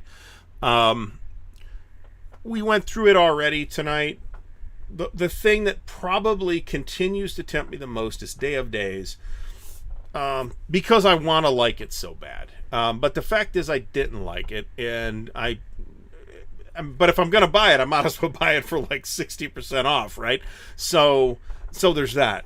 So prices are really good. My highest recommendation probably goes to The Greatest Day, simply because The Greatest Day has that huge entry price, and yet it is an ideal first GTS module because it's got little tiny mini-map scenarios. And if you're going to buy it, you might as well buy it for the price of one game as opposed to the price of 4 games. So the new edition of Sicily does fit that bill with 2 caveats. One, it's out of print and relatively hard to get, and you have to pay for it. And 2, it does have the naval landings, which throws an additional thing into the mix that you otherwise would not have to worry about in, say, Tunisia or Korea. There is actually naval stuff in Korea, but not much. So, see, Hogan's Heroes is under copyright, so I would get in YouTube trouble. I'd go to YouTube jail if I used that. I mean, I'd find that completely amenable, but I would get in trouble for it. It's all fair use. Fast Times asked about reprint of SPI's games in Middle-earth. Absolutely no chance of that. That is, back in the day, right? This was way more evident in the RPG world because Iron Crown Enterprises had the license for a long time to do the Middle-earth role-playing stuff. They only had a license for the Hobbit and Lord of the Rings. They explicitly did not have the license for any of the other material, and they completely ignored that. They worked in all that Silmarillion stuff, and history of Middle Earth stuff, and it wasn't the reason why they ended up losing the license, but the point is that kind of thing was watched much less vigilantly back then than it is now.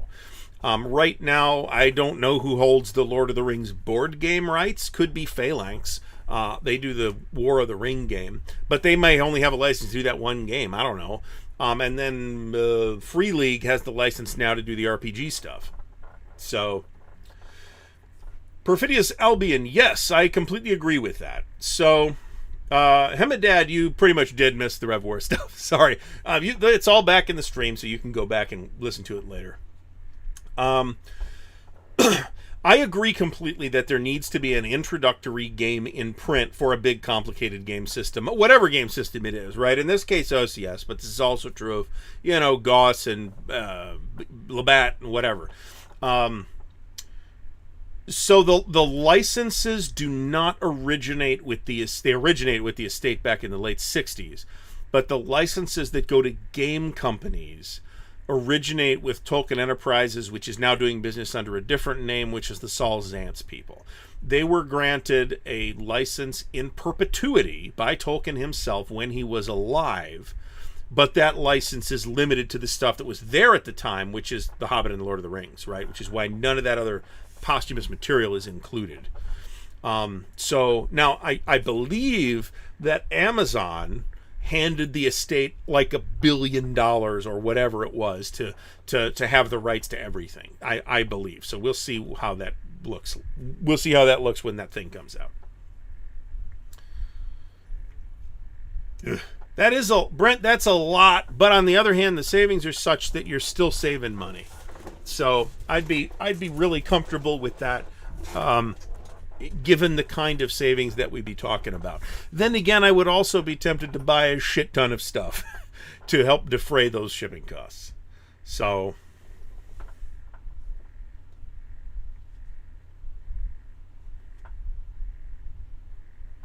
I remember watching Rat Patrol as a kid, actually.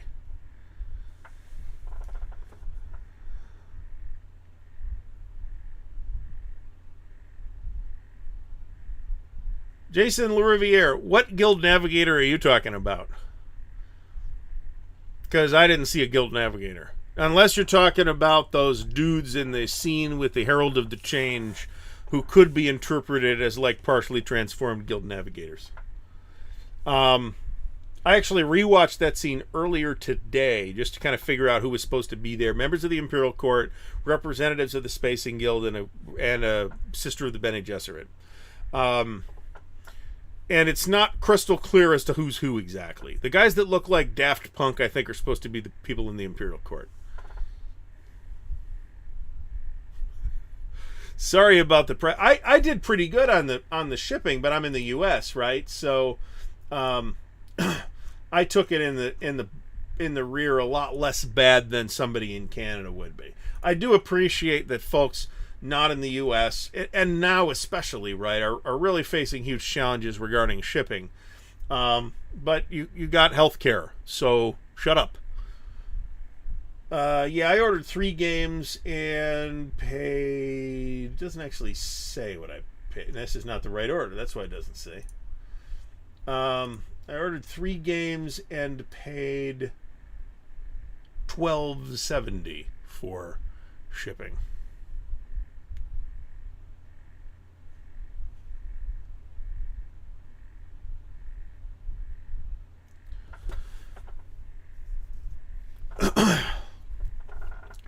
I don't know enough. So okay, so let me get this off the table. So you're in Jason W. Your introductory Great Campaigns of the American Civil War is Hood Strikes North. It's not a particularly cheap game, but it's half the price of the next one up. So there's that, and that was part of the reason for doing that game was that they could do it on a bit of a smaller scale. The production values, everything about the game is top quality, highest recommendations to me. Unfortunately, they don't go on sale because they're going to sell on their own, right? Amazon Lord of the Rings we know very little about. We know some people that have been cast. We don't know the roles they've been cast in. We have one piece of concept art, and we know it's set at some time in the Second Age. But the piece of concept art that we see is not the Second Age; it's the First Age. So who knows what that means? It might mean nothing. It might mean just that it looks really cool, so that's what they showed off. So nobody knows anything about it yet. I am super, super leery of it, and am probably going to be quite hard on it when it shows up. I hope that I am not disappointed in it, but I am fully prepared to be disappointed. We'll see what it looks like. There's really no information, and it would be premature for me to say anything other than that I'm skeptical at this point. Jason W. only paid $10, but his games were probably lighter than mine. So the croaking noise is probably my squeaking chair. I really liked the Guild Navigator scene in David Lynch's. So, all right, let me say some things. If you haven't watched the Dune video, go watch the Dune video. Watch the movie, and you might not like it as much as I did, or you might like it more than I did. I did really like it. Again, I had some issues with it. I think there's some other issues that have come up that I would have liked to have squeezed into the video, but couldn't find time for. One thing that I didn't say, though, is that, and I did a comparison between the Lynch film. At least I contextualized everything in the context of the Lynch film and the sci-fi miniseries, and then now this new Denis Villeneuve Dune. I don't believe that this film makes me like the David Lynch film less. I believe it makes me appreciate the Lynch film more, actually. I did have a gaming chair, but it disintegrated. So I got this chair, which is an office chair from Costco, and it's doing good. It's just that it's a little, right now anyway, it's a little bit squeaky, that's all. Well, so the other thing is I don't expect the Amazon series to be based on any specific writing of Tolkien. I think they're going to make it up. That's my guess, right? Okay. So, Dune. I did like the sci-fi miniseries. There were a lot of things that I didn't like about it, including that it's super cheap, and some of the cast is really bad, and the costumes are laughable. But on the other hand, and a lot of the dialogue delivery some of the dialogue writing is bad, but the structural writing is really good. The Lynch film is not a good adaptation of the book's themes because Lynch missed the point. And I talk about this in the video. I don't think Denis Villeneuve is going to miss the point, and the Sci-Fi Channel's miniseries didn't miss the point either. It's a really good-looking film. A lot of people have complained about the color palette. To some extent, I agree with that criticism. There is a lack of color early in the film when we see 4 planets in the film. Okay, we see Caladan, which once you've seen the whole film, I'm not going to spoil anything here. There are spoilers in the video. You'll recognize that Caladan is Scotland. Okay, there are reasons why it's Scotland. But if you think about Caledonia, it sort of makes sense, right? It's supposed to be a wet, rainy place. One thing that the Lynch film does really well is, in terms of production design, it gives each of the planets a really distinct look. And I didn't feel that the Caladan look, as far as the architecture, was distinct enough. The Gedi Prime, which is another planet that we see at least interiors of, is really very distinct. But you don't get a lot of time there. You do see a fair amount of stuff on Arrakis. One of the things that is like, oh, the skies are all brown because, they're on the desert planet. Well, yeah, that's what desert skies actually look like. If you go to Las Vegas, it doesn't look like that because there's not huge quantities of dust in the paved city. If you go out in the actual desert when it's windy, the skies will look brown. Well, Stigler, this is the week for that, I'm afraid, and you're only going to get a few minutes of that. If you really want to know my detailed opinions on the movie and with specific cases and all that, go check the video out. The takeaway here is that I think the new movie makes me appreciate the Lynch film more for its production design than anything else, which is really good. And there were no space pugs in the new movie. A lot of the sort of Herbert dialogue is not in the new film. the dialogue is mostly much more sort of naturalistic. I'm not sure that I like that. I see why you'd want to do that, because otherwise, especially with American actors, your dialogue can end up coming off really stilted. I do really like the Hans Zimmer soundtrack, but it sounds like a Hans Zimmer soundtrack. The Lynch film has a bizarre soundtrack, mostly by Toto, but then there's the Brian Eno prophecy theme, which is the rest of the stuff's not bad, but it sounds kind of like Toto. The Brian Eno prophecy theme sounds completely unique to the film, and I'm not sure why they didn't just hire Brian Eno to do the whole soundtrack. There is Sting in the cod piece, so there's that. I agree with Stigler on this. I was not a fan of the Tom Cruise casting for Lestat. Are you making fun of Tom Cruise's height?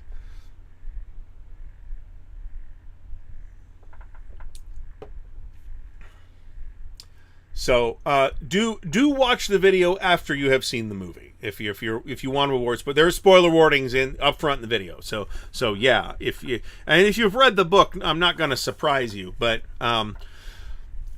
the movie's production design gives you a really good sense of scale, right? In terms of the ornithopters, the ornithopters are awesome. I love the ornithopters.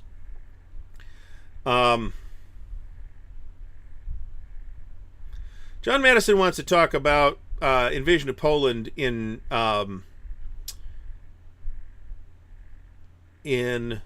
different systems other than First to Fight. I actually really like Revolution Games' Poland Defiant. I think that's a quite good game. I think you could get a small OCS game out of it too, and you might be able to. That campaign was more of a contest than people think it was. You could do something along the lines of Blitzkrieg Legend and I think get a good game out of it and make it a pretty small game too. Oh, Stigler is not letting up. So, yeah, Ken, that's the game I'm talking about. Poland Defiant, yeah. So, that's a balisette. That's not a guitar. So... yeah, so I mean, like a lot of those supporting characters do not have much screen time in the Denis Villeneuve film, which I regret.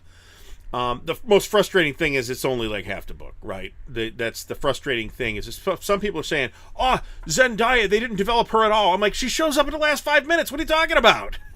Oversimplification. I don't think I'm spoiling anything because she actually does show up in the first 10 seconds of the film, but. That's a character that's going to appear in part 2 very heavily. They talk about how hard the environment in the book. They talk about how hard the environment is on machinery, actually. So,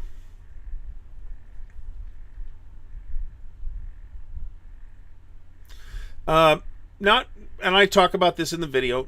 The cast is generally really good. Dave Bautista is probably the weakest person in the whole cast.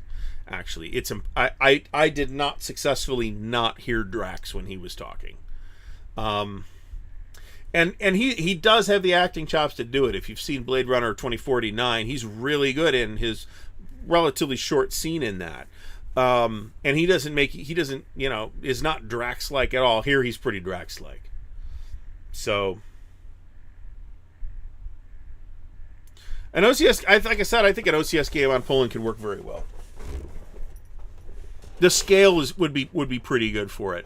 The question, I guess, is do you do it at the East Front scale or the West Front scale? I think that's a question you'd have to answer. East Front scale is 5 miles to the hex. Yeah, I think that's a good scale, actually.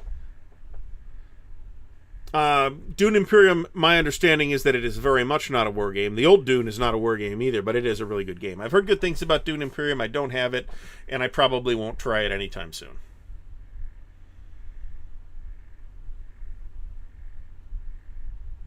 Yeah, but they still have like basic mechanics and stuff, so it is a lot of material. Drax from the Guardians of the Galaxy movies.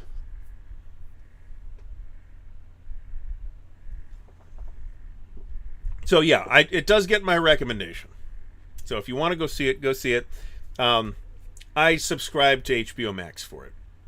It was worth. I mean, I just spent more than $15 just going to the theater. So you notice I didn't tell you what the fourth planet was, and I'm not going to. I will let that be a surprise. You knew you were going to get to see Gady Prime, Arrakis, and Caladan.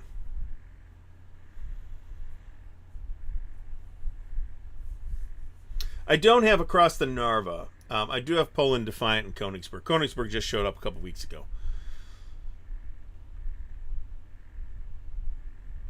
I think the logistics framework of OCS better fits DAC 2 or DAC. It's the same in this case. Better than Burma, only because Burma is a very different theater. Different things happen. Infantry can transport supply in Burma, for example. There's a lot of weird little fiddly supply bits there. Fast Times, reprint for Case Blue and DAC 2. So I'm not the guy to ask. But thank you for thinking I am. My sense of the answer, however, is no. I think there is no chance of that. The excuse that we get every time this gets asked of, like, the head honchos at Multiman is that they sat on copies of DAC 2 for so long and ended up selling them for like $15 a piece. Which, you know, I'm not saying they're wrong, but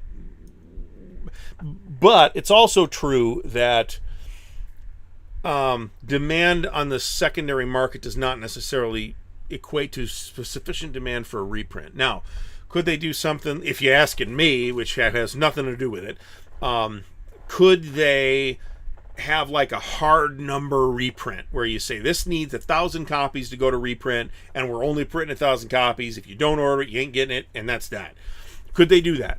I mean, that sounds viable to me. And then if it doesn't hit the number of copies, then they just quietly ignore it. Perfectly okay with that. I got my MMP coffee mug at Winter Offensive, so I'm good on that. I mean, there's quite a bit of customization for the campaign in the Burma rules. Yeah, it's still OCS. They do have mules. There's mules elsewhere though. Both Sicilies have mules.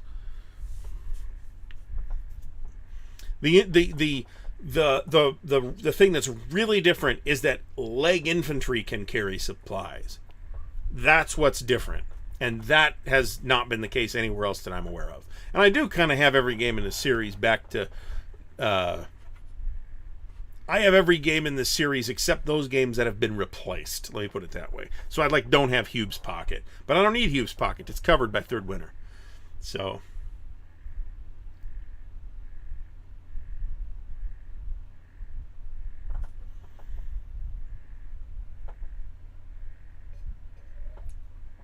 Now, on the other hand, they have done new versions of some games, like Tunisia and Guderian Splitskrieg, and those have sold out, and they really haven't had to fight with people to get those to sell. So, I don't know. The thinking can always change. I would personally, as somebody that owns Case Blue, I'd be delighted if they reprinted Case Blue. I'd buy another one, just to have a fresh copy. But I think it's pretty unlikely. In addition to that, the current development efforts are going in a little bit of a different direction. So Tony Burkett's maps do not line up completely with the Case Blue maps, for example. So I think there are elephants in Burma, yeah. I mean, there should be, right? Print on demand is on the surface it sounds really attractive. So what if they could print... I would like you to consider the war games that are printed on demand and the size of those games, and then compare those to the size of Case Blue. Okay? So you're talking about, at the very biggest games, with like a counter sheet and a half or 2 counter sheets. Okay? You got 16 counter sheets in Case Blue, or something like that. It's a lot. So I don't know if somebody like Blue Panther could do the right stock counters, but can you imagine what that would cost? It'd be like $800 per copy. Not the printing cost. That'd be like the consumer cost. Now, it's also an enormous game, blah, blah, blah, so maybe that's not a big deal, but I'd be concerned about the viability of the print-on-demand model for something that size. right? Or even something much smaller but larger than, let's say an Ardennes 44, which is, as I recall, 3 counter sheets and 2 maps.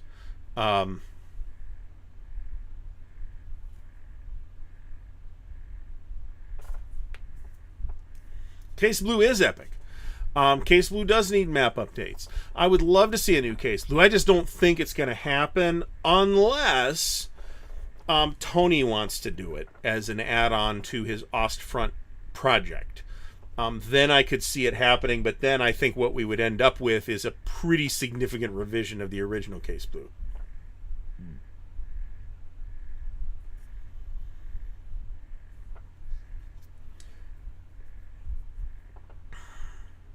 There are small scenarios in Case Blue, by the way.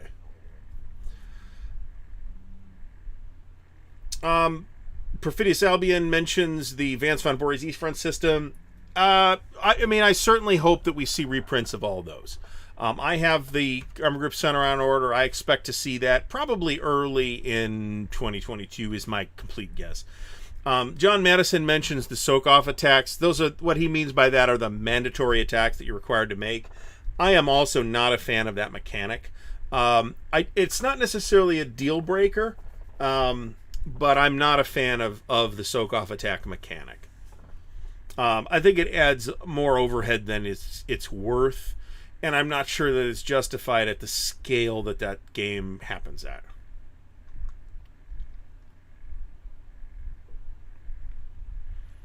That said, I do think that series has a lot of interesting things to say.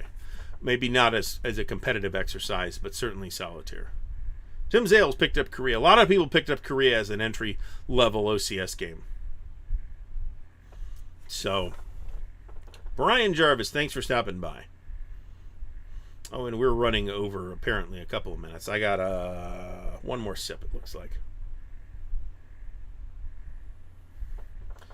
Well, for the average war game, that's like 1 map and 1 counter sheet. Yeah, you're absolutely right. Print on demand can potentially work. It's not cheaper necessarily, and if the rulebook is massive, that's going to be an issue. But for like a 16, 24 page rulebook, 1 counter sheet, 1 map, yeah, you can make print on demand work. For bigger stuff is where it becomes questionable.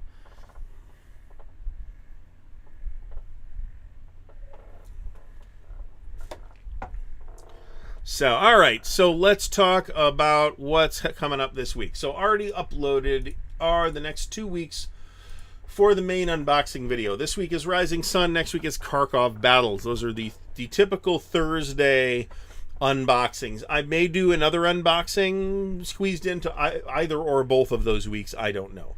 I have no non-wargame videos planned anytime soon. Like I said, I might do one for the Lord of the Rings thing. We'll see what happens. I was inspired and it all got recorded, and so I muscled my way through the video editing process. Yeah, but that's a tactical game, and the way that you're going to approach the enemy is a little different. So I think it makes a little more sense at that scale. But like I said, it's still not a particularly a mechanic that I like. I think it adds a lot of overhead. Battle for Normandy uses it too. I mean, technically it doesn't, but it kind of does, right? So, at least if you're in the clear. When you start getting into the bocage, you have less requirements to make mandatory attacks. So it's a little more nuanced in that game system than it is elsewhere. No, that's not the Butterfield Kharkov. That's Enemy Action Kharkov. That's coming out whenever that's coming out from Compass. This is Kharkov Battles, which is an extension to the Fall Blau system. So watch the video, all will be made clear. I didn't order it. This is a buddy unboxing. So, all right. So I want to thank everybody for stopping by tonight. I've not been at my quite as energetic or organized self as I typically would be for a variety of reasons. One of which has probably got to do with some bad green beans that I had a couple days ago. But we're not going to talk about that either. So, would like to once again thank everybody. We will be back next week. On Wednesday, we are streaming with Dan at 6:30 p.m., still Eastern Daylight Time until next weekend. Yeah, I'm getting Battle for Normandy again. I like the game, so I have no problem getting Battle for Normandy again. Yeah, you'll see that in the video. You'll see the Kharkov battles counters in the video. They come in a bag, and they've all come out of the sprues in the bag. It's hilarious.